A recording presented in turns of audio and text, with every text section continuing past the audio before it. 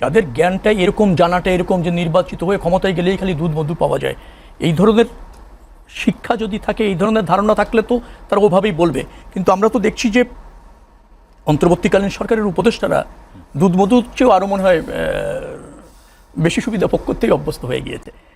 আমরা তো এও দেখলাম যে স্থানীয় সরকার উপদেষ্টা 2400 কোটি টাকা তার নিজের জেলাতেই নিয়ে নিলেন, যেখানে 60% মতো রাস্তা এখন মেরামতের প্রয়োজন, বা 70% মেরামতের প্রয়োজন কুড়িগ্রামে, 100 টাকা বরাদ্দ নেই।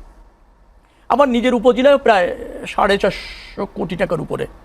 আবার তার আর এক সহযোদ্ধা ওই একই অঞ্চলে, সে আবার 350 কোটি টাকার উপরে এক এক উপজেলা বরাদ্দ নিয়ে নিচ্ছেন।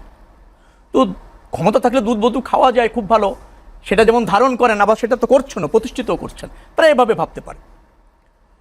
এখন ধরেন নির্বাচন কমিশনকে আপনি স্বাধীন দেখতে চান, স্বতন্ত্র দেখতে চান, নিরপেক্ষ দেখতে চান, কিন্তু আবার আপনার দাবি বা আপনার চাওয়া মানতেই তাকে বাধ্য করবেন। এই দ্বিচারিতা দিয়ে কিভাবে আপনি রাজনীতির গুণগত পরিবর্তন করবেন, কিভাবে আপনি রাষ্ট্রকে মানে যেটাকে বলা হয় ব্যক্তি স্বার্থ বা গোষ্ঠী স্বার্থের ঊর্ধ্বে রাখবেন।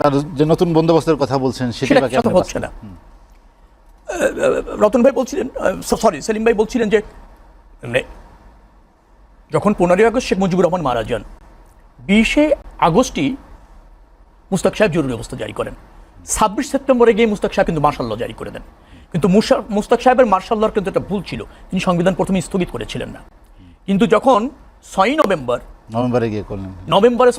যখন আপনার বিচারপতি সায়েম শপথ নিলেন, তিনি যেহেতু প্রধান বিচারপতি ছিলেন, তিনি জানতেন যে মার্শাল ল এবং সংবিধান একসাথে চলতে পারে না।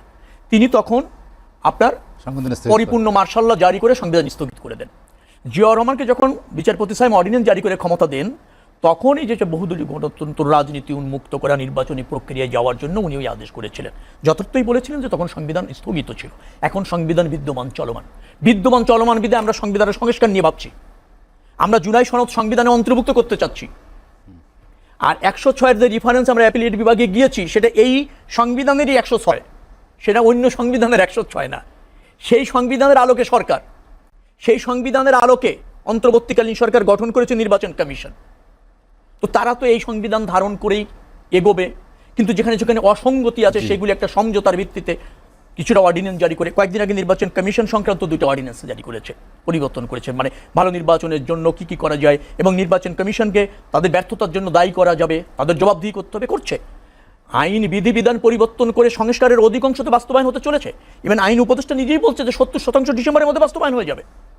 এখন ধরেন আপনি একটা জাতীয় সনদ চূড়ান্ত করলেন, তার মানে জাতীয় সনদকে জাতীয় চুক্তি, এটা একটা সাংবিধানিক অঙ্গীকার বলতে পারেন, রাজনৈতিক অঙ্গীকার বলতে পারেন, জাতীয় ঐক্যমত বলতে পারেন, জাতীয় চুক্তি বলতে পারছেন।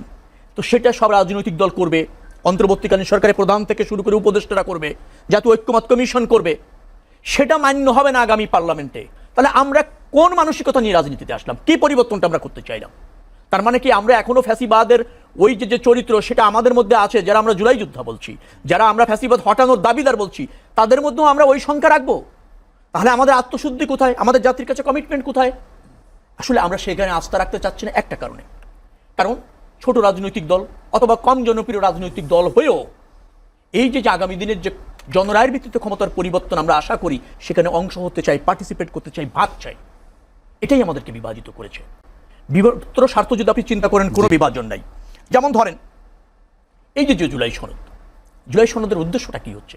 গণতন্ত্র প্রতিষ্ঠিত পাক, জনগণের ক্ষমতায়ন হোক, তাই তো? পার্লামেন্টে কার্যকর থাকুক, ফাংশন করুক, এবং একটা সরকার হোক যে জবাবদিহিমূলক সরকার, জনগণের কাছে দায়বদ্ধ থাকবে। সে তার মেয়াদ শেষ হওয়ার পর একটা ধরেন তত্ত্বাবধায়ক সরকারের কাছে, দল নিরপেক্ষ সরকারের কাছে ক্ষমতা হস্তান্তর করে নির্বাচন ফেস করবে। জনরায় ভিত্তিতে ক্ষমতা যাবে আর জনরায় বিপক্ষে গেলে ক্ষমতার বাইরে যাবে। এই প্র্যাকটিসের জন্য ইতিমধ্যে যেগুলি আমরা একমত হয়েছে যথেষ্ট। রতন ভাই তো বলেছেন, পৃথিবীতে পশ্চিমা খুব কম দেশ আছে যেখানে এত বেশি সংস্কার হয়েছে যেটা এইটা আপনি বাস্তবায়ন করতে পারেন।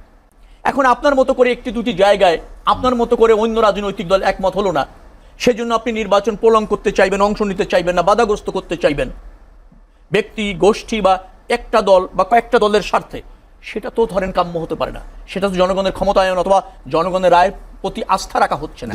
যারা এই ট্রমায় ভুগছেন, অর্থাৎ জনগণের উপর আস্থা রাখতে চাচ্ছেন না, তারাই ক্ষুদ্র ব্যক্তির স্বার্থে এই ওইভাবে ঘাট থেকে একটু প্রলং হচ্ছে। কিন্তু নির্বাচনটা ভালো হবে বিধে আমার বিশ্বাস, কারণ সরকারটি যেহেতু দল নিরপেক্ষ, তাদের ক্ষমতায় থাকার অভিপ্রায় আছে বলে আমি মনে করি না। কোনো রাজনৈতিক দলের প্রতি তাদের স্নেহ দুর্বলতা থাকতে পারে, কিন্তু তাকে ক্ষমতায় অধিষ্ঠিত করবার জন্য সরকার কোনো ভূমিকা পালন করবে বলে আমার কাছে মনে হয় না। আবার এই সরকারের অধীনে যে নির্বাচন কমিশন তারাই গঠন করেছে, তারাও একটা ভালো নির্বাচন করার জন্য যে সংকল্প ব্যক্ত করছে, যে ইনিশিয়েটিভগুলি নিয়েছে, রাজনৈতিক দলগুলি সহযোগিতা করলে ভালো নির্বাচন হচ্ছে।